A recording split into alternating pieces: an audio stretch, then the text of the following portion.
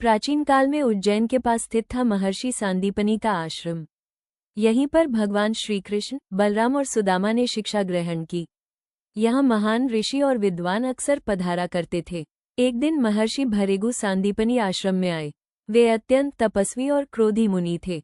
उन्होंने गुरुमाता से कहा, गुरुमाता, मैं दीक्षा और भिक्षा के लिए आया हूँ, कुछ अन्न मिल सके तो दीजिए। गुरुमाता हाथ जोड़कर विनम्रता से बोली, ऋषिवर, हमारे आश्रम में अभाव है, हमारे पास आपके योग्य कुछ भी अन्न नहीं है।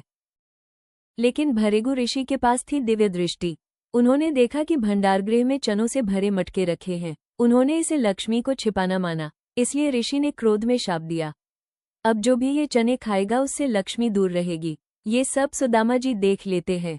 फिर एक दिन गुरुमाता ने दोनों को जंगल से लकड़ियां लाने भेजा, साथ ही थोड़े से चने भी दिए, लेकिन ये वही शापित चने थे। कृष्ण और सुदामा लकड़ियां बटोरते हैं, पर अचानक से वर्षा और आंधी आ गई।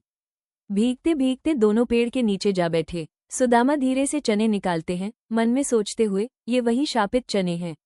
अगर मैंने कृष्ण को दिए तो वे भी लक्ष्मी से वंचित हो जाएंगे। नहीं, मैं ये अकेले ही खा लूंगा, मेरा मित्र कभी कष्ट में न पड़े। सुदामा धीरे धीरे चने खाते हैं। कृष्ण दूर से मुस्कुराते हुए देखते हैं। कृष्ण सुदामा के पास आते हैं, उनके कंधे पर हाथ रखते हैं। सब जानते हुए अनजान बनते हुए बोलते हैं, सुदामा, तुमने ये चने अकेले खा लिए और मुझे बुलाया तक नहीं।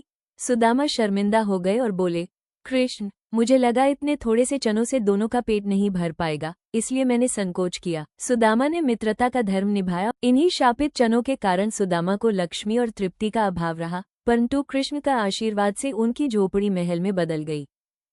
इस कथा से हमें सीख मिलती है, मित्रता में स्वार्थ नहीं, केवल प्रेम और त्याग होना चाहिए।